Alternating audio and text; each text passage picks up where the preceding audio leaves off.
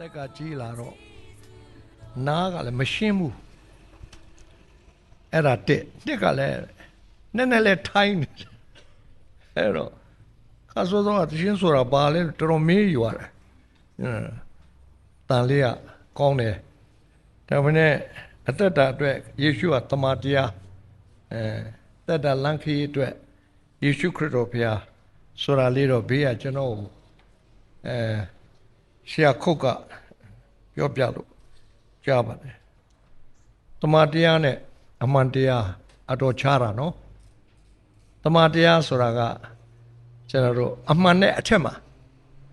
တမန်တရားမှာအသက်ပါတယ်အမှန်တရားမှာအသက်မပါဘူးဒါကြောင့်အမှန်တရားကသစ္စာခံထားလို့ကယ်လို့လည်းမရပြုတ်လို့လည်းမရဘာမှမရသူ့ဟာနဲ့သူပဲတမန်တရားကျတော့မေတ္တာအသက်ပါတယ်အသက်ပါမှမေတ္တာကပေါ်တာပေါ့နော်ပေါ်တဲ့အတွက်ကြောင့်ကျေးဇူးပြုခြင်းရှိတယ်ခွင့်လွှတ်ခြင်းရှိတယ်နောက်တမန်တရားမှာထူးခြားတာလေးတစ်ခုကတော့ဘုရားကိုယ်တိုင်ဖြစ်သောကြောင့်တပ်ပြညုတဉာဏ်တော်ရှင်ကစစ်မှန်သောနောင်တစစ်မှန်သောစေတနာမေတ္တာသိတယ်ပေါ့နော်အဲ့ဒါကြောင့်မလို့အမတာမရဲရဲနဲ့ဒီစကားတမန်တရားငါဒီတမန်တရားအသက်လမ်းခီးဖြစ်တယ်ဆက်နော်အသက်နဲ့တွဲနေတဲ့တမန်တရားအဲ့ဒါကြောင့်ကျွန်တော်တို့ရဲ့တမလွန်လမ်းခီးကစိတ်ချရတယ်နော်ဒီပြင်ဟာကစိတ်မချနိုင်ဘူးဘာလို့သစ္စာခံထားတော့မဲ့ပေါက်ကလေးနည်းနည်းစွန်းတာနဲ့ဖယ်လိုက်မယ်နော်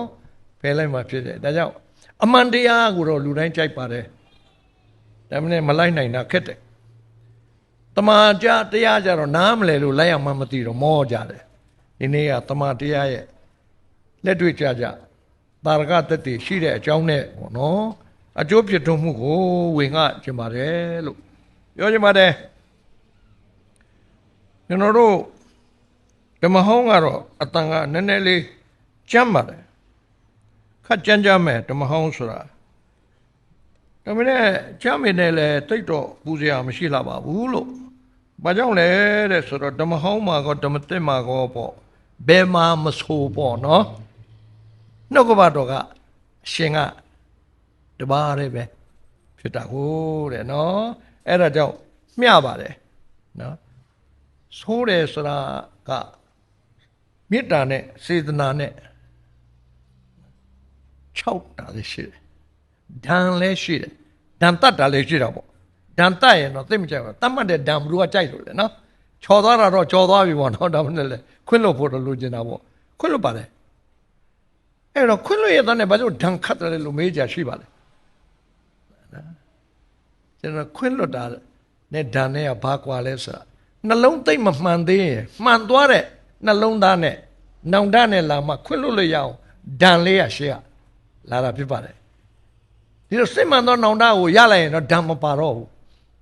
ဒီလိုရှိအဲ့တော့ဘယ်ပေါ်မူတည်လဲဆိုတော့တမန်တရားရှင်တပ်ပြညုတဉာဏ်တော်အနန္တဆိုတဲ့အကုန်သိတော်မူသောရှင်တော်မြတ်ကနှလုံးကိုကြည့်နေတာဒီနေ့ထိုင်နေတဲ့လူတွေအားလုံးကျွန်တော်နှလုံးလည်းကြည့်နေတာကျွန်တော်အားလုံးရဲ့နှလုံးကိုပဲကြည့်တယ်ပြောတာကတော့ပြောတတ်စကားတတ်တချို့တဲ့စကားသိတတ်တာသူပြောလိုက်ရင်တကယ်မှအမဲကဖြူတောင်သွားတယ်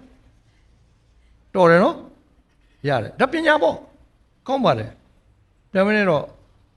မဲတာကိုဖြူအောင်ပြောတာကိုကျိုးတွဲလို့ရင်တော့မကောင်းဘူးပေါ့နော်ဒါမှုသာဖြစ်သွားမယ်သိမကောင်းအဲ့ဒါကြောင့်မလို့ကျွန်တော်တို့ကအရေးကြီးတာကဘာလဲဆိုဘုရားသခင်စကားပြောတော့လည်းမကြည့်ပါဘူးလှုပ်တာလည်းမကြည့်ဘူးကျွန်တော်သိလှုပ်တာပဲလှုပ်တာမကြည့်ပါဘူးတဲ့နှလုံးကိုကြည့်တယ်နော်ဒီတော့ကလို့ကျွန်တော်တို့ယေရမိမြေတန်းစကားလေးကနေဒီနေ့ကျွန်တော်ဒေသနာကိုဖွင့်ပြပါတယ်ယေရမိမြေတန်းစကားအခန်းကြီး3မှာ22ကနေစဖတ်ပါမယ်ထာဝရဘုရားဒီတနာတော်မူ၍ကရုဏာတော်သည်မကုံသောကြောင့်ကရုဏာမကုံဘူးဆိုတာအမှန်တရားမဟုတ်ဘူးနော်ကရုဏာကျေးဇူးပြုတယ်ဆိုတာအမှန်တရားမဟုတ်ဘူးမေတ္တာတရားဟုတ်တယ်မလားမေတ္တာနဲ့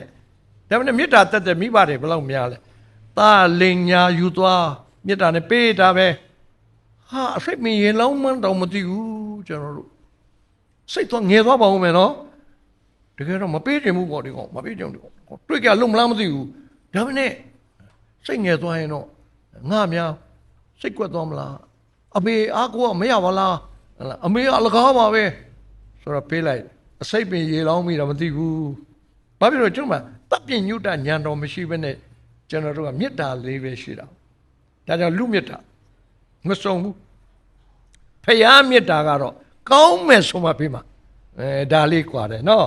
ကောင်းမယ်ဆိုကျွန်တော်ဘယ်လိုသိကောင်းမယ်မကောင်းသေးဖယားကိုသိတာပေါ့ကောင်းမယ်ဆိုနော်နောင်တရစေခြင်းလို့တယ်နောင်တရတာမကောင်းလားအဲ့ဒါကောင်းတာဆိုးမိုက်တဲ့လူနောင်တရသွားတာအဲ့ဒါကောင်းတာအဲ့ဒါဖို့တန်တာကျွန်တော်ဥပဒေပညာတရားဆိုတာပညာရာဇဝတ်ပညာဆိုတာလူတယောက်ကိုတတ်ရင်တတ်တဲ့လူပြန်သတ်လိုက်ဆိုတာအမှန်တရားပေါ့ကောင်းသလားတဲ့အမှန်ပဲကတော့ကောင်းပါတယ်လေဒါနဲ့စဉ်းစားကြည့်တတ်ပြီးမှနောင်တတအားရလို့စဉ်းစားကြည့်နော်ယူကျုံးမရဖြစ်နေတဲ့လူမှားလိုက်တာကွာဘာလို့မလုံးပြတော့လဲပညာရှင်တိုင်းပြည်အတွက်၎င်းအမျိုးအတွက်၎င်းနောက်ဆုံးတတ်မိလိုက်တဲ့လူရဲ့အကျိုးကိုတောင်မှသူလည်းတော်တာပြီနော်ရွှေမျိုးပေါ့မိဘကိုအများကြီးကျေးဇူးပြုနိုင်တဲ့အရေးချင်းရှိတော်သူကောင်းကျိုးပြုနိုင်တဲ့အရေးရှိတော်သူတရားတော့မရဘူးသေစီပဲအဲ့ဒါအမှန်ဘာဖြစ်လို့လဲသူ့နောင်တရမှန်ဘလူအာမခံရှိလဲငိုပြလိုက်မယ်ရီမလေးပြလိုက်မယ်ယူပြလိုက်ဟန်ဆောင်ဆိုတာအကယ်ဒမီတွေအများကြီးပဲဒီခေတ်မှာနော်မရရင်လို့မရတာတချို့တိတ်တော်တာနော်အကယ်ဒမီတွေအများကြီးပဲဟန်ဆောင်တဲ့နေရာပါဒါတော့ကာယကံဆိုတာကတော့လှည့်စားလို့ရတာပေါ့နော်အဲ့ဒါကြောင့်မလို့မနှောကြတော့မရဘူးမရဘူးဘယ်လိုရှင်ဖယားရှိမှမရဘူးဒါကြောင့်ကရုဏာတော့ဘယ်တော့မှမကုံဘူးဆိုတာအမှန်ပဲဒါပေမဲ့ကြည့်လို့ရှိရင်ကုံတယ်လို့ပဲပေါ့နော်တောင်းမှန်တာလည်းမရပါလားသူတောင်းတာလည်းမဖြေပါလားကျွန်တော်ဖြစ်တတ်တယ်မဟုတ်လားတခါဆိုတော့မရဘူးနော်မသိတာကကျွန်တော်တို့တောင်းနေတာကျွန်တော်တို့မကောင်းမှမသိဘူးကျွန်တော်တို့မှမသိဘူးကိုတော့သိတယ်ကောင်းတယ်ဆိုတာစိတ်ချပါမပေးရင်လည်းအကြောင်းရှိလို့ဆိုတာအဲ့ဒီတော့မှကိုကစိတ်ငြိမ်သက်မှာအတ္တသမားတကူကောင်းကတော့မရမချင်တော်ပါပြီဒီဖေဟာတော်ပါပြီဒီဖေဟာဣသရေလလူတွေတောင်မှအဲ့ဒီစိတ်ရှိတယ်ဆိုတဲ့အကြောင်းဒီနေ့နည်းနည်းပြောပြခြင်းတယ်ဆိုတော့ဣသရေလလူတွေလားမကပါဘူးကျွန်တော်တို့လည်းဒီလိုပါပဲဒီမှာထိုင်နေတဲ့လူတွေအားလုံးအဲ့ဒါတော့ထိုင်နေတဲ့လူတွေတာမန်ပြောအမဲလေးဓမ္မမှုတော်ဆောင်ကြီးတောင်ဒီစိတ်ရှိတယ်ပါတယ်ပဲကျွန်တော်ပါတယ်လူမလားရှိတတ်တာပေါ့နော်ဒါပေမဲ့ထားပြသည်တနာတော်မူ၍ကရုဏာတော်မကုံဘူးတဲ့ငါတို့သည်ဆုံးရှုံးခြင်းတို့မရောက်ဘဲနေကြတဲ့ကြည်စားကျွန်တော်တို့ဆုံးရှုံးကြမရှိပါဘူးသာသမီးမိဘဘာဖြစ်လို့ဆုံးမလဲပျက်စီးမှဆိုလို့ဆုံးရှုံးမှဆိုလို့နော်အဲ့ဒါကရုဏာနဲ့ဒါကြောင့်မေတ္တာနဲ့ဆုံးမခြင်းနဲ့သစ္စာနဲ့ဆုံးမခြင်းမတူသစ္စာနဲ့ဆုံးမခြင်းနဲ့နေရိုက်တဲ့အပြင်ပြန်ရောမရောမကျွတ်မပြန်အလုံးမလာနဲ့ရှာရှက်လာရောပြီးမှနောက်မလို့ရနော်အလုပ်ပြန်ပေးမယ်နောက်တစ်ခါမရဘူးအဲ့ဒါသစ္စာရောလိုက်လို့လက်ခံတယ်ဒါမှနဲ့အဲ့လိုမဟုတ်ပါဘူးဘုရားကြီးကအဲ့တော့ကဆုံးရှင်းလို့မရောက်ပါဘူးတဲ့နတ်နဲ့တိုင်းတဲ့သူတို့ပြောပါတယ်နတ်နဲ့တိုင်းတော့ကရုဏာတော်တက်ကိုခံရကြပါတယ်တဲ့တက်တက်ခံတဲ့လူကသစ္စာတော်သည်ကြီးမြတ်ပါ၏တဲ့သစ္စာကြီးတယ်အဲ့ဒီသစ္စာဘာသစ္စာလဲမေတ္တာနဲ့အကျိုးပြုသောသစ္စာအကျိုးပြုဖို့ရှိတဲ့သစ္စာပေါ့နော်အကျိုးပြတ်မယ်ဆိုရင်မပေးဘူးအဲ့လိုသစ္စာခန္ဓာဘုရားခင်တယ်ပဲနော်ဒါကြောင့်နောင်တကိုမငြင်းဘူးတဲ့နောင်တဘယ်တော့မှမငြင်းဘူးတဲ့ဆိုတော့နောင်တရဖို့သိခက်တာပဲလို့ဆိုတော့ကျွန်တော်တို့သိရှိရပါတယ်တဲ့နော်ထို့ကြောင့်ကိုတော့ကိုငါမျော်လင့်ပါ၏လူတိုင်းမျော်လို့ရပါတယ်ငါတို့ကိုမျော်လင့်တော်သူနှင့်ကိုတော်ကိုရှာတော်သူ၏ စိတ်ဝိညာဉ်အားသာဝရဘုရားသည်ကျေးဇူးပြုတယ်တဲ့ဒီမှာပဲကြွားသွားပြီအတ္တစိတ်လောဘစိတ်လောကီစိတ်ကိုပေးတာမဟုတ်ပါဘူးတဲ့နော်စိတ်ဝိညာဉ်ဓမ္မစိတ်ပေါ့ဓမ္မယုံစိတ်နော်နောင်တစိတ်ကစစ်မှန်သောနောင်တကစိတ်ဝိညာဉ်ကနေပြီးမှားတယ်စိတ်ဝိညာဉ်ကနေမှားတယ်နော်အဲ့ဒီလိုရှိပါတယ်အဲ့လိုဆိုလို့ရှိရင်တဲ့ပူဇော်မလိုပါဘူးတဲ့ဝန်သားစရာကြီးနော်အားလုံးအတွက်ပါကျွန်တော်အတွက်မကြခဏဒီတိုင်းပါမမှားတဲ့လူမရှိပါဘူးမှားမိတဲ့အခါစိတ်ထဲကမပြောဘူးတာဝေကတရားနောင်တလေးတဲ့ကျိုးပဲ့ခြင်းမွားယူကျိုးမရစိတ်ဘုရားသခင်ရှိမှာစစ်မှန်သောနှလုံးသားအဲ့ဒီလိုကြည်မွားရင်တော့ကိုယ်တော်ခွင့်လွတ်တယ်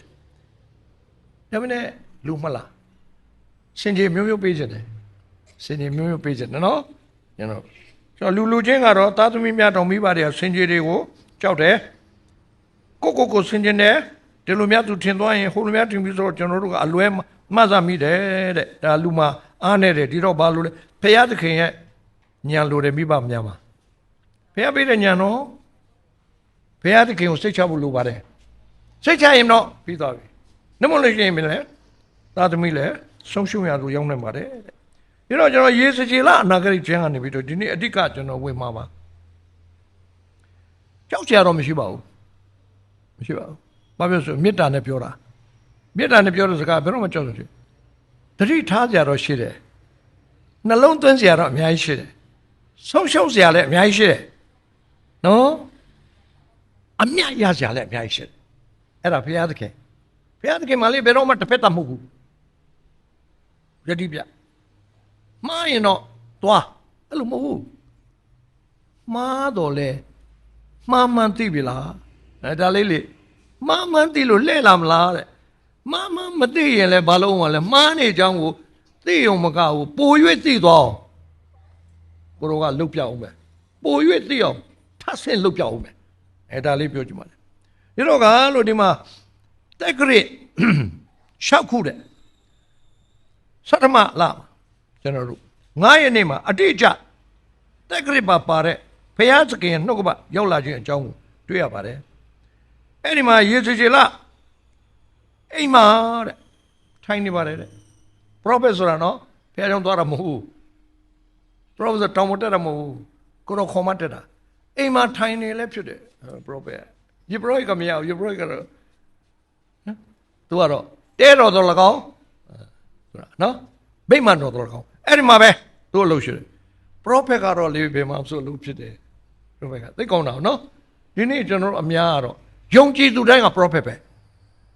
ဘာလို့လဲဘုရားသခင်ကလေအိမ်မာနေလဲဆက်သွယ်လို့ရတယ်ဟုတ်တယ်မလားအလုတ်ခွင်မှာလဲဆက်သွယ်လို့ရတယ်စီးပွားမှာလဲဆက်သွယ်ဆေးရုံမှာပက်လက်လာနေတော့မှဆက်သွယ်လို့ရတယ်ဘုရားသခင်နဲ့အပြတ်မရှိဘူးအနံကောင်းတဲ့အခွင့်ထူးပါတဲ့ဘုရားသားသမီးဖြစ်ရတာပေါ့နော်ယုံကြည်သူများတယ်အဲ့ဒီချိန်မှာတဲ့ယူဒအမျိုးအသက်ကြီးတဲ့လူတွေကလာတယ်စိတ်ပူကြတယ်မြင်ပြီဒီနေ့လဲအသက်ကြီးသူတွေကကဘာကြီးအတွက်စိတ်ပူနေပါတယ်လောကကျွန်တော်တို့နိုင်ငံရေးသမားတွေကိုပြောတော့မဟုတ်လူကြီးဆိုတာဘာသာရေးသမားပေါ့နော်ကံကြမ္မာကြီးတွေကိုကြည့်ပြီးတော့ကြောက်ရွံ့စရာကြီးတွေကြည့်ပြီးတော့ဟုတ်လားနမိတ်တွေအတိတ်နမိတ်တွေကြီးမားတယ်အဲ့ဒီအတွက်နဲ့လာကြတယ်တဲ့ငါရှိမှထိုင်ကြတယ်အဲ့ဒီကမှာဘုရားသခင်လက်တော်ကရောက်လာတယ်ပြီးပါလက်နဲ့တရံတူတဲ့ပေါ်လာတယ်အတန်တော်နဲ့လက်တော်နဲ့တွဲပြီးတော့သပင်ကနေဆွဲသွားတာတဲ့လူကတော့ငုတ်တုတ်ကြီးပါလူကငုတ်တုတ်နော်စိတ်ဝိညာဉ်ကိုဆွဲသွားတယ်သပင်ကနေဆွဲသွားတာဘယ်ကိုခေါ်သွားတာလဲအော်ရကောင်းတယ်ပထမအဆုံးကြီးတော့တဲ့တောင်နေပေါ်ခေါ်သွားပါတယ်တဲ့တောင်နေပေါ်ခေါ်သွားနောက်တော့ဘယ်ကိုခေါ်သွားလဲဆိုတဲ့အခါကျတော့ကိုတော်ကနော်မိုးကောင်းငယ်ပလင်းကနေငါကြည့်တဲ့အခါမှာငါတွေ့တာဘာလို့လဲငါပြောမယ်တဲ့ယေရုရှလင်မြို့ကိုခေါ်သွားတယ်တဲ့ယေရုရှလင်ဘုရားသခင်မြို့တော် လောကမှာဖရာသခင်ရဲ့မျိုးတော်ဖြစ်နေပုံကတော်တော်ဆိုးတယ်အားလုံးကဘုရားသခင်မျိုးတော်ဆိုတာဝတ်ပြုဖို့ကိုးကွယ်ဖို့ရစ်ပူဇော်ဖို့နော်လာကြတာဆုတောင်းဖို့လာကြတာအဲ့ဒီနေရာကိုခေါ်သွားတယ်တဲကောင်းတာပဲနော်ပရောဖက်ကိုဟောတယ်ဘာပြမလို့လဲတဲ့သွားကြည့်စမ်းမအောင်တဲ့ဗျာဒိတ်ယူပါယုံနဲ့အချင်းလူသားတဲ့ဆက်ဆုပ်ယွန်ရှာပွဲရာကိုပြမယ်တဲ့ဟာကြောက်ကြရင်နော်ဆက်ဆုပ်ယွန်ရှာပွဲကိုတော့ပြမလို့တဲ့ကြည်ဆက်ဆုပ်ယွန်ရှာပွဲကလေကျွန်တော်လေဒီကြမ်းမိုက်ကြီးအခန်းကြီးရှေ့အငယ်16အတွင်းမှာ6ခါပါတယ်တာ၍ဆက်ဆုပ်ပွဲရအဲ့လိုကိုတော့ယွန်ရှာစရာတွေကပထမဆုံးမြို့တော်ပြီးတဲ့ခါကျဗိမှန်တော်ပြီးတဲ့ခါကျရင်အခန်းအသီးသီးတဲ့ကိုမှတောင်မှအမလီအောစရာကောင်းတာမြေတူးရသေးတယ်မြေအောက်တွင်းရှိတဲ့အဲ့ဒီတွင်းကိုတူးလိုက်မြေတူးမအောင်မှတကားတွေ့တကားဖွင့်ဝင်သွားမှ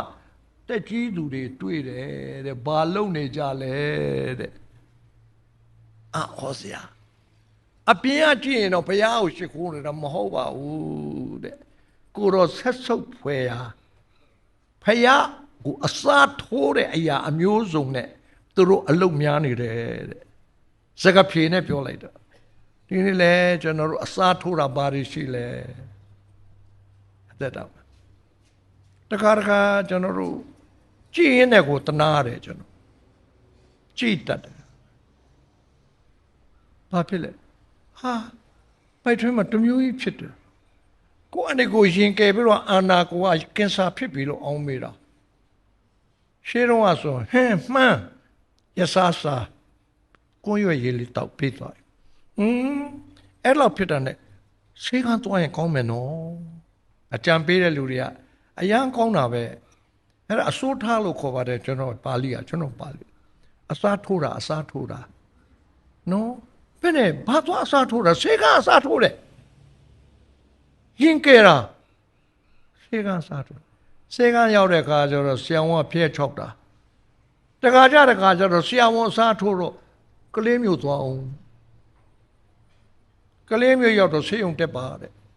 နောက်တော့လည်းဘာမှသိဟုတ်တာမဟုတ်ဘူးရန်ကုန်ထိရောက်လာပြီးတော့နည်းနည်းပါနဲ့ပြန်သွားတာမြဲကုံလိုက်တဲ့ပက်ဆာမနေဘူးဘာပဲသိလားအတုအပကအစ်စ်ထဲဝင်သွားတာအစ်စ်ကဘယ်လိုလဲတဲ့တင်တို့တွင်နာတော့သူရှိလေဘာလို့ရမှာလဲအမှုရောက်တဲ့ကာလမှာဘာလို့ရမှာလဲဆူတောင်းတယ်ဆိုတာနောက်ဆုံးသွားပြောရင်တောင်ဆရာအားရလားဆူတောင်းပေးတော့လောက်ပဲဒီလောက်ပဲရှိတယ်အရေးကြီးတာအိမ်ပေါင်ခြင်းလို့လေးလာသေးတယ်ဖះပေးထားတဲ့ကောင်းကြီးလေးဟာအိမ်ပါသွားတော့မယ်အိမ်ပေါင်လိုက်သေးတယ်ဘာမှလည်းမဟုတ်ပြန်တော့လဲရှင်သလားတဲ့မရှင်ပါဘူးအားလုံးကုန်ပြီးမှသေတာပါပဲမထူးပါဘူးဒါပဲနဲ့မရဘူးအင်မတန်လှဲ့စားတဲ့ခေတ်ဖြစ်တယ်အမှန်တရားနဲတဲ့ခေတ်ဟုတ်လားဘုရားသခင်ကတော့ဝန်နေတယ်ကျွန်တော်တို့လူကြီးတွေလည်းဝန်နေပါတယ်မကုံသင့်ပဲနဲ့ကုံကျင်တဲ့ကောင်းကြီးကိုအေးဖြောပလိုက်တာပေးထားတဲ့ခြံလေးတွေနွားလေးတွေကုန်းပြီးမိဘထားပစ်ခဲ့တဲ့အိမ်ပါပေါင်းနှံကုန်းပြီးအဲ့ဒီထဲမှာတောင်မှလှန်ဟိုမှာချီဒီမှာချီပါသေးတယ်ရောက်လာပါတယ်ချစ်တော်ညီကောင်မောင်နှမတို့အမှုရောက်သည့်ကာလမှာဆိုတဲ့စကားကြီးဘေးရောက်အမှုရောက်သည့်ကာလမှာပတ်စံရှိမှာအမှုရောက်သည့်ကာလမှာမဟုတ်လားဟောကြကြီးအမှုရောက်သည့်ကာလမှာဆရာဝန်ကောင်းမှာတေးကြတာပါပဲထူပါဦးဘုရားသခင်ကကျွန်တော်တို့ကိုဆေးလဲကုခိုင်းတဲ့အခါရှိပါတယ်ဘုရားလမ်းပြလို့ကုခိုင်းတာစေတနာရှင်လာတဲ့ဒီဆရာဝန်ကောင်းမယ်ထင်တယ်ခေါ်သွားပြစေဆူတောင်းပြီးလိုက်သွားပေါ့ကျွန်တော်ကအဲ့ဒါတွေကိုတစ်ဖက်စောင်းနေမပြောပါဘူးဆူတောင်းတယ်ကိုရောဘယ်လိုလုပ်ရမလဲ ဆေးရုံတင်မှာပတ်စံမရှိလို့အိုးမပူနဲ့လေပေးမှာပေါ့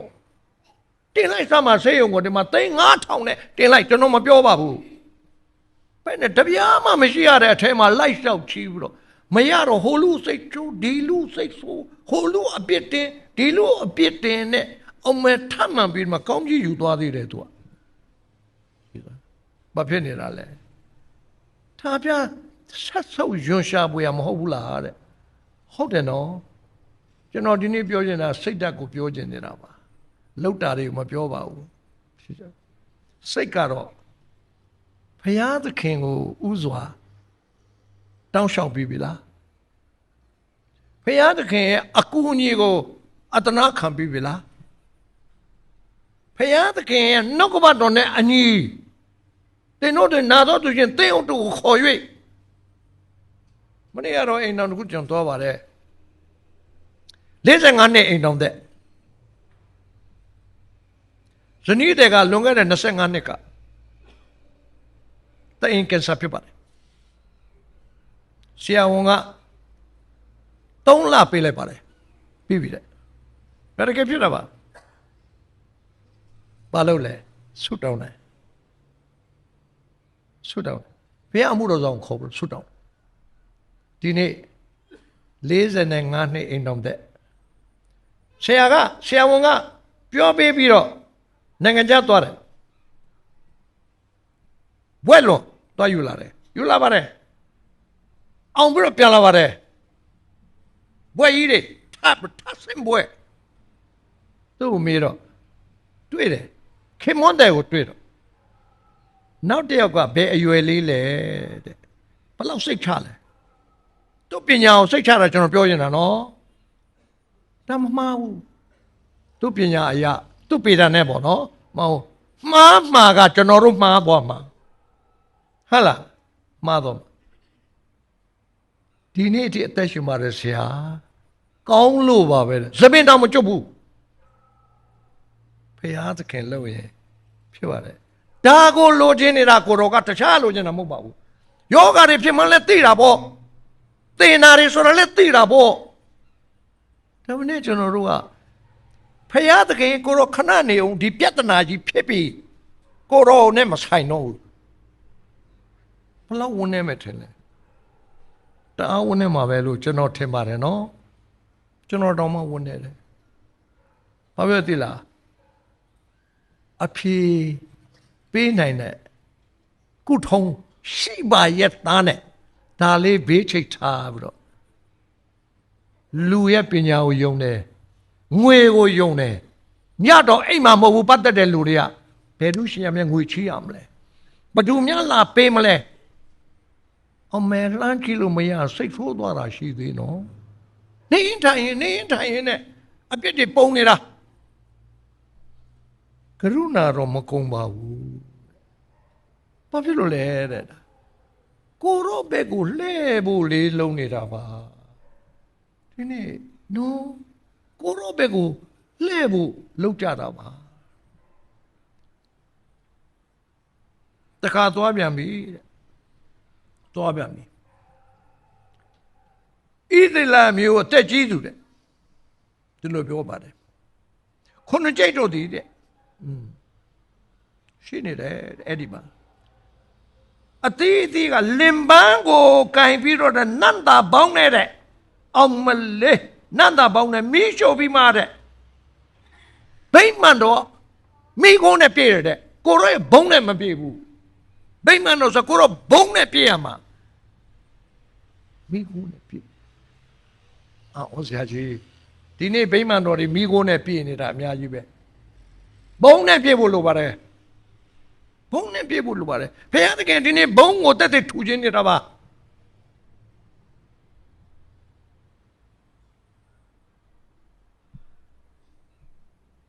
ဘုရားကောင်းကြီးပေးတယ်တဲ့ခရီးသွားကြရှိတယ်အဲ့ဒီဆုထားတဲ့ပတ်စံလေးသူများပေးထားတဲ့ပတ်စံလေးသွားကြလုံလောက်ပါတယ်ဒါပေမဲ့တဲ့အဲ့ဒီပတ်စံလေးကတိန့်ထားပြီးတိန့်ထားတယ်ဆိုတော့တိန့်ထားအပ်ထားတာ အချိန်မီမရတော့ရမှလည်းရက်ပိတ်သွားကနေမှမသိမှမသိပဲအဲ့ဒီမှာခေါင်းခဲလို့ဘယ်လုံးမလဲမချီဘူးချီဖះပေးမှာပါပဲတဲ့လက်မဝယ်ရတော့မယ်ဘိတ်ကိုဆင်းမယ်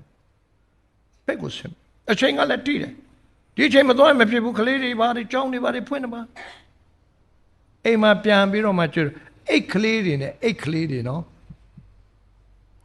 ဖွင့်ကြည့်လိုက်တဲ့ခါကျတော့မနေဘူးတဲ့အိတ်ကလေးတွေဖះကောင်းကြီးပေးသလားအဆက်ကလေးတွေကောင်းကြီးအဆက်ကလေးတွေနော်အဲ့ဒါလေးဖွင့်ကြည့်လိုက်တဲ့ခါမှာနောက်ခါဆိုညီကိုကပဲကျွန်တော်တို့ပိတ်စင်ရဘာမှမရှိပါဘူးတဲ့နည်းနည်းများ2ယောက်ပေါင်းမှ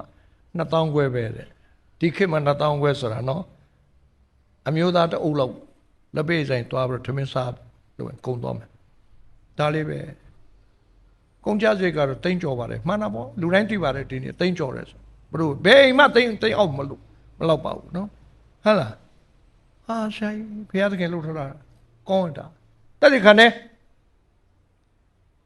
နေမကောင်းတဲ့လူပြုတယ်လူပြဿနာရှိလူဆူတောင်းတာအဲ့ရှာတဲ့တင်းတော့ပါဆူတောင်းပေးတာခွေးရဘလောက်ကောနော်အပြေရလို့ဝန်တာလို့နောက်ပတ်တော့အဲ့ဒါနိုင်ပြီးကျေးဇူးတင်လို့ကျေးဇူးဖះကိုကျေးဇူးတင်ပြီးတော့ချီးမွမ်းခြင်းနဲ့ပေးတာအဲ့ဒါလေးတွေ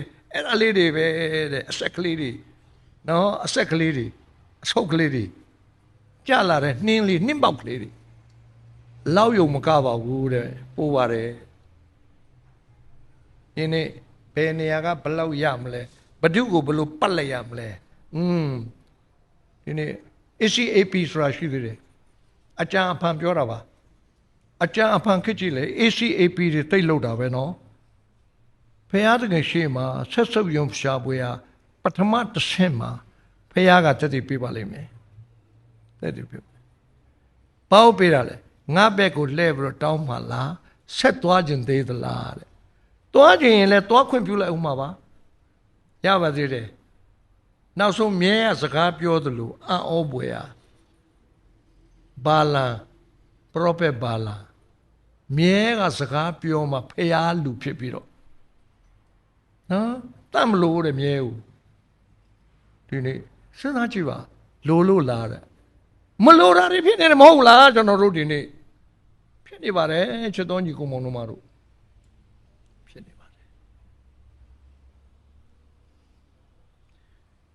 အခုယေရမိအနာဂတ်ကျမ်းအခန်းကြီး39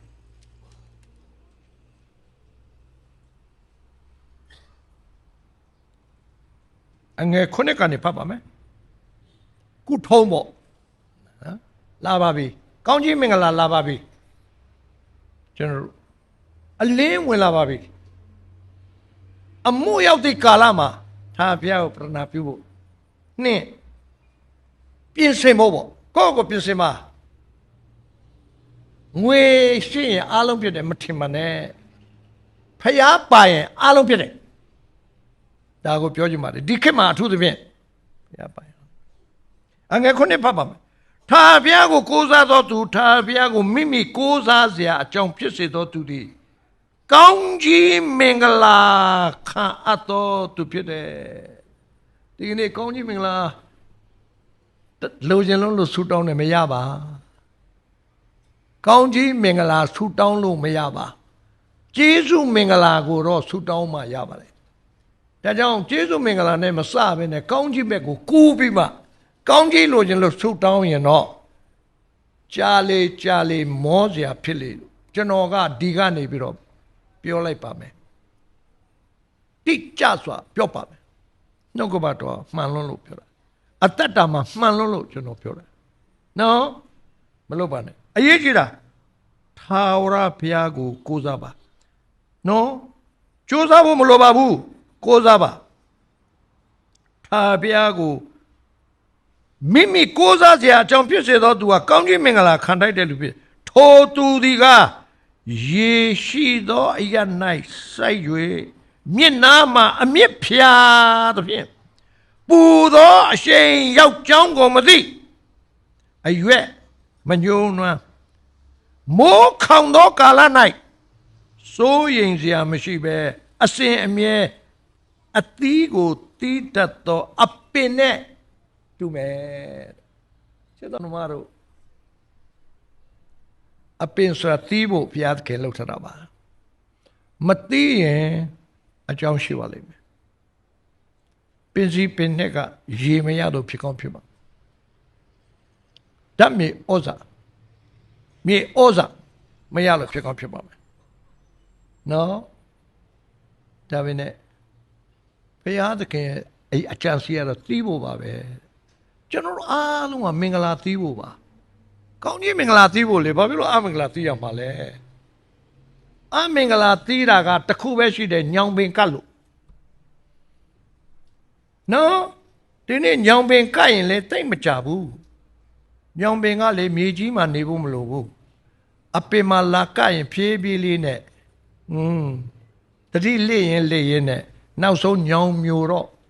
တရက်ပင်ကဘယ်ပျောက်သွားမှမသိတော့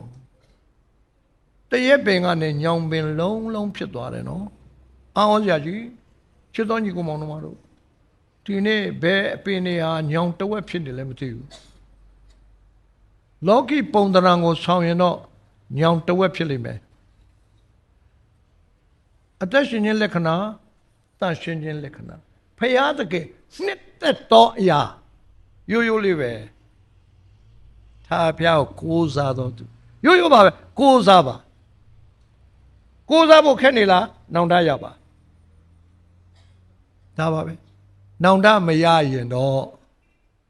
နောင်တမရရင်ကိုထိုင်နေကိုကံလို့ပြောရမှာပေါ့ပမာလို့တော့ဘုရားသခင်ရဲ့လက်တော်ကအကြာကြီးမထားဘူးမင်္ဂလာရှိသောအိမ်တော်ကိုဝင်ရတယ်မင်္ဂလာရှိသောအိမ်တော်ကိုဝင်ရပါတယ်ဆိုတဲ့အကြောင်းကိုကျွန်တော်တို့ပြောရပါမယ်နော်ထိုသူဒီကရေရှိသောအရ၌စိုက်တယ်ပြောပါတယ်စိတ်နှလုံးသည်ခတ်သိမ်းသောအရာတို့ထက်စင်လေတတ်တယ်တဲ့စင်လေတတ်အလွန်ယိုယွင်းသောသဘောလည်းရှိပါတယ်တဲ့စိတ်နှလုံးသဘောကိုဘယ်သူသိလဲတဲ့ဖရာသခင်သိတယ်တဲ့ဘုရားငယ်သိတယ်ချစ်တော်ညီကောင်မောင်တို့ဘုရားသခင်သိတယ်ဘုရားသခင်စိတ်နှလုံးသဘောကိုသိလို့ချီးကျူးတဲ့ပုဂ္ဂိုလ်နှစ်ယောက်ကျွန်တော်ပြောပါချီးကျူးတာနော်စိတ်နှလုံးကိုသိလို့ကိုတော်ချီးကျူးခြင်းခံရသောသူနှစ်ယောက်ကျွန်တော်ပြောပါမယ်မုတ်ဆုံးမှဖြစ်မာကုရှင်မာကုမှာကျွန်တော်တို့အခန်း30နှစ်ကိုကြည့်တဲ့အခါမှာကိုတော်ချီးမွမ်းတဲ့အမျိုးသမီးတယောက်တွေ့ပါတယ်မချမ်းသာပါဘူးချမ်းသာမုတ်ဆုံးပါအငယ်42မှာဆင်းရဲသောမုတ်ဆုံးမတယောက်သည်လာ၍တပဲလောက်ပဲတဏှာဘုရားကသိမ့်နဲ့ချီပေးမှကောင်းကြီးပေးတာမဟုတ်ဘူးကျွန်တော်တို့ကတော့ချီးမွမ်းတာပေါ့နော်ကိုရောလည်းချီးမွမ်းပါတယ်အဲ့ဒီဗန္ဒတိုက်ကိုများစွာသောသူတွေကတွန်းချတယ်တဲ့ကိုရောလက်ခံတယ်နော်တွန်းချတော့မပယ်ဘူးနော်ဒါပေမဲ့တွန်းချစရာမရှိလို့စိတ်ငယ်ခြင်းသလားတဲ့ငယ်ဖို့မလို့နှလုံးကိုကျင်းနေတာလို့တပဲလောက်တန်နဲ့ကြီးနေပြပေးတာကိုချီးမွမ်းတယ်။ဒါပြောလိုက်တာထိုသူတွေတဲ့ထဲလိုက်တယ်တဲ့။အာယောအောင်ရမကျွန်တော်တို့ကတော့အတိမပြုမှာမဟုတ်ဘူးပေါ့နော်။လက်မလည်းပေးမှာမဟုတ်ပါဘူး။ဂုံပြုတော့ဝေးရော။ဘာလို့လဲတပဲလောက်တန်တဲ့အောင်ဂုံပြုလက်မတစ်ခုဆိုမနေဘူးပေးရတယ်နော်။ပေးမှာမဟုတ်ဘူး။ကိုတော်ကတော့ချီးမွမ်းတယ်တယောက်ဒုတိယတယောက်ကတော့အနာဆိုးဘူးသောအမျိုးသမီးမဿဲ26မှာရှိရတယ်ဒါပေမဲ့ကျွန်တော်ပြောချင်တာကချီးမွမ်းယုံမကပါဘူးလို့နှလုံးမှန်တော့เนาะအရေးကြီးတာเนาะနှလုံးကြည့်နေတယ်เนาะနှလုံးမှန်တော့လှုပ်တာကမလွယ်ဘူးနှလုံးမှန်ရင်လှုပ်တာမလွယ်ကိုရောရှင်မလွယ်ဘူးလူရှင်မှတော့လွယ်တာပေါ့เนาะလူရှင်မှတော့လွယ်လူရှင်မှလွယ်တယ်အရင်ဘက်ကလူရှိမှလွဲတာလေးနည်းနည်းပြောပါမယ်တောင်းပန်ပါမယ် ကျွန်တော်တောင်းမှမို့ရှိပါတယ်အရင်ဘက်ကလူရှိမှလွဲသွားလို့ဒူးတွေပါတွေပုံလို့ချော်လဲတာချော်လဲသွားတယ်ချော်လဲသွားနော်မဿဲရှမဿဲခရစ်ဝင်အခန်း26မှာဟောဒီလိုတွေ့ပါတယ်အငယ်6မှာဘေသနိရွာမှာကျွန်တော်တို့ကိုတော်ကဘာသာရေးကောင်းဆောင်ဖိုင်ရှေရှုမောင်ဆိုရလူကိုတော်ကိုဆုံးတွေ့ပါတယ်ကျွန်တော်တို့ဘာသာစကားနဲ့ပြောတော့ဖိတ်ပြီးတော့ဆုံးတွေ့ပါတယ်အဲ့ဒီဆုံးစားဖို့အချိန်မှာပဲအဲ့ဒီရက်ွက်မှာရှိတဲ့အမနာဆိုးတဲ့မိန်းမလာတယ်လာပြီးမှသူ့မှာရှိသမျှတော့စီမွေးလေးကိုနာဒုစီမွေးစားအဲ့နာဖို့တန်တယ်ခါရလောင်ချပြီးတော့စပင်နဲ့ခြေထောက်ကိုမျက်ရည်နဲ့ငိုတယ်ဝမ်းပြောက်တော်မျက်ရည်လေးနဲ့ငိုတယ်ဒါနဲ့ဘာဖြစ်သွားလဲဆိုတော့တပည့်တော်တွေကအပြစ်တင်တယ်ခင်ဗျပြစ်တင်စရာပေါ့ကြည့်ရတာမြင်ရတာသူလုပ်တာဟုတ်မှာမဟုတ်ပဲဘာဖြစ်လို့လဲတဲ့လော်ကီရှုထောင့်နဲ့ဘာသာရေးကဒါကိုရောင်းပြီးတော့စင်းရဲသားတွေပေးရင်ဘလောက်ကောင်းကြီးဖြစ်မလဲတဲ့မှန်တာပေါ့နော်မဟုတ်ဘူးလားဒါပေမဲ့တဝန်မှက်ပြတဝက်ပဲမှန်တယ်နော်တဝက်ပဲမှန်တယ်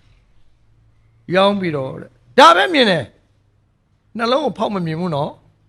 ပြီးတော့လေကိုရောကိုဘာလုပ်ပေးလဲဆိုတာမမြင်ဘူးလုပ်ပေးတဲ့လူလည်းမသိပါဘူးလုပ်လို့သာလုပ်လိုက်တာကိုရောကဘာပြောသူ့ဘာလို့နှောက်ရှက်တာလဲတဲ့တပည့်တော်တွေဘာလို့နှောက်ရှက်လဲထုံမင်းမကအဘဲကြောင့်နှောက်ရှက်တယ်နိသူဒီငါ၌ကောင်းသောမှုကိုပြုတယ်စီမွေးဖြုံးလိုက်တာရှုထောင့်တစ်ခုကဖြုံးတယ်ရှုထောင့်တစ်ခုကလေကောင်းကြီးမရတော့ဘူးမလားဒါပေမဲ့နှလုံးကိုကြည်တတ်တယ်ဘုရားသခင်ကဘယ်လိုပြောလဲကောင်းသောအရာလုပ်တယ်တဲ့ဒါပဲလားမဟုတ်ပါဘူးတဲ့မဟုတ်ပါဘူးထိုစီမွေးကိုအဖို့များစွာတိုက်တာလို့ပြောပြီးပါပြီအဲ့ဒါထိုမင်းမဘဲကြောင့်နှောက်ရှက်တနည်းပြီးတော့ကောင်းတဲ့အမှုလုပ်တယ်ပြီးမှဤစီမွေးကိုငါကိုအပေါ်မှာ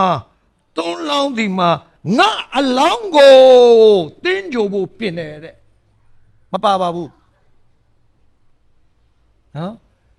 အမျိုးသမီးကကိုတော်တည်တော့မယ်တည်ရင်ဥပုပ်နီးနေပြီအဲ့ဒီအချိန်မှာသူ့ကိုနန္တာစီမွေးပတ်ရပြီးမှတင်းကြိုဖို့အချိန်မရှိဘူးသိလို့မဟုတ်ပါဘူးကိုတော်ကိုချစ်တော်စိတ်ကလေးနဲ့ပဲလှူလိုက်တာဒါလေးပဲနော်ဘယ်မှမသိပါဘူးတဲ့ငါသိတယ်အဲ့ဒါမဟုတ်ရင်ကိုတော်ကိုတင်းကြိုဖို့ခက်တယ်ဥပုပ်ဝင်သွားမှာအဲ့ဒီအနံ့ကနန္တာစီအများကြီးတဲ့တာတယ်နာဒုစီနန္တာကတပိတ်သာဝယ်လာမှတော့မှသူဟိုချင်းလေကဒီနာရီ90လောက်ပြည့်အောင်လားမသိပါဘူး200လောက်တန်တန်နဲ့ချရတယ်နော်ဘာဖြစ်သွားလဲကိုတော်ကဒီလိုပြောပါတယ်ငါအမှန်ဆိုဒီကဧဝံဂေလိတရားဆိုတာမြေတပြင်လုံးမှာကဘာတစ်ခုလုံးမှာဟောပြောတဲ့အခါမှာတဲ့ဒီမိမလုပ်တဲ့ဟာကိုမမေ့ပြဘူးဟုတ်စီဘာဆိုင်လို့လဲ theology မရှိဘူးလို့ခေါ်တာပေါ့ကျွန်တော်တို့ဓမ္မတရားပတ်သက်ရကျွန်တော်တို့ဗေဒမရှိဘူးနှလုံးသားကဒီလိုပဲဖြစ်တယ်အရင်ဘက်ကအမျိုးသမီးများနေဖြစ်ပါတယ်အားလုံးသိမှာပေါ့နော်ရှုထောင့်တစ်ခုဟာဒါအသင်းတော်ကြီးဖြစ်တယ်အဖွဲ့အစည်းဖြစ်တယ်အမျိုးသမီးများမိခင်များအထူးပေါ့မတတ်ထားပါအားလုံးကပတ်သက်တာပေါ့ပတ်သက်တယ်တော်လဲအဲ့ဒီမှာမိခင်တယောက်ဖြစ်သူကတယောက်တည်းအသင်းတော်ကလုပ်တာမဟုတ်ဘူးမိခင်တယောက်ဖြစ်သူကဟဲ့လားစဉ်းစားကြည့်တော့မိခင်မရှိတော့အဲ့တော့မိခင်ကဲသူနဲ့ရင်းနှီးသောမိခင်ကြီးများဒီသင်းတော်ကဂုံပြုတ်ခြင်းနဲ့သူ့အတွက်ပုဂ္ဂလိကဂုံပြုတ်ခြင်းခံစားတယ်ဒါပေမဲ့ဒီမှာပဲလို့ကျွန်တော်တို့ရဲ့ Sunday School ဆီယာမတယောက်ဖြစ်တယ်ထိရောက်တဲ့ဆီယာမဖြစ်တယ်ကိုယ်တိုင်လို့တဲ့လက်ဆောင်လေးတွေခုနှစ်ခုအဲ့ဒါလေးကိုနာမည်လေးနဲ့စီးပြီးတော့ပေးတာအဲ့ဒီမှာကြံ့ညံပါမှနာမည်တူနှစ်ခုဖြစ်သွားလို့တယော6တော့တယောက်ချော်သွားတာအဲ့ဒါနဲ့အဲ့ဒီအတွက်လည်းတောင်းပန်ပါတယ်ကျွန်တော်တို့ဒေါ်ဘေဘီဆိုတာမကြခင်ကခရစ်တော်နဲ့အိပ်ပျော်သွားတဲ့အမကြီးနဲ့ယနေ့ဒီမှာရှင်းနေတဲ့ကျွန်တော်တို့မြောက်ဥက္ကလာပဒေါ်ဘေဘီနဲ့နာမည်ချင်းမှားပြီးတော့တေသူကိုမှားထည့်တယ်အောင်မေလို့မခေါ်မိဘူးစေတနာတွေကိုတော့သိပါတယ်နော်တောင်းလဲတောင်းမှပြပါပြီကျွန်တော်လည်းထပ်တောင်းမှခိုင်းပါတယ်အဲ့ဒီမှားသွားတာလေးခွင့်လို့ပါတဲ့ဟဲ့လားတစ်ဒုတိယကတော့အမျိုးသမီးကြီးတွေအများကြီးရှိတဲ့ထက်ဒီ9ယောက်ထဲအတင်းတော်ကဘာကြောင့်ပေးရတာတုံးဆိုတာထင်ကောင်းထင်မှာပေါ့နော်အတင်းတော်ကပေးတာမဟုတ်ပါဘူးလို့ပြောပြစေတာအတင်းတော်ပေးတာမဟုတ်ပါဘူးလုံးဝမဟုတ်ပါဘူးပုဂ္ဂလိကခရစ်တော်ကိုဒီအမျိုးသမီးလာသလိုပဲဒါကြောင့်မလို့စိတ်နှလုံးကြောက်ကပ်ကိုစစ်ဆေးနေတဲ့ဘုရားသခင်ကသူ့ဟာနဲ့သူ့ဟာဘယ်တော့မှမမှားတော့တုံ့ပြန်မှုနဲ့အကျိုးကိုပေးတယ်ဆိုတဲ့ယေရမိပရောဖက်ချက်ကနော်သာဘုရားဒီလူတီးကျင့်တဲ့အရာနော်ခံတိုက်တဲ့အရာကိုတဲ့ပေးဖို့အရာနှလုံးကိုကြည့်တယ်တဲ့ကြောက်ကပ်ကိုကြည့်တယ်ဒါကြောင့်မလို့ဒီနေ့ဘယ်သူမှပူစရာမလိုပါဘူးဘယ်သူကဘာထင်နေကြရွမဆိုင်ပါနဲ့ဆက်ဆုပ်ယွန်ရှားပွေရာဖြစ်နေရင်တော့နောင်တရပါနော်ကိုတော့သိနှစ်တက်ပါတယ်လူ190နော်ကောင်းတဲ့လူအတက်ဝမ်းမြောက်တည်တဲ့မှားနေတော့သူတယောက်နောင်တနဲ့လှဲ့လာတာကိုတော်ကတာ၍နှစ်တယ်ဘာသာတရားတော့မနှစ်သက်ဘူးနော်သူတော်ကောင်းချက်တခိုးကဒီနေ့မြဥပုပ်တွေပါတွေလာယူလို့ဒီကောင်မသိရခဲ့မဒီကဆင်းသွားဘယ်လဲအမြင်ဘုံဆိုင်သွားမလို့လားကလူသူ့ကိုနည်းနည်းခနဲ့လိုက်အောင်ပါဘုရားသခင်ကမလုပ်ဘူးနော်ကြည့်နေတယ်ဘဒူးမှစိတ်ငယ်စရာမရှိဘူးဒါမှလည်းဘဒူးမှလည်းဟန်ဆောင်နေလို့မရဆက်ဆုပ်ယွန်ရှာပွေဖြစ်မယ်ဆိုရင်တော့ဏီကုန်းလေးဒီတခါတခဲပဲဏီကုန်းချုပ်ပါတခါတည်းနဲ့ချုပ်မယ်တခါလေကျွန်တော်ကလည်းအသက်ကကြီးလာတော့အားရစရာလေးတွေတခါအားရပြီးရင်တခါဏီကုန်းကထပ်ချုပ်တယ်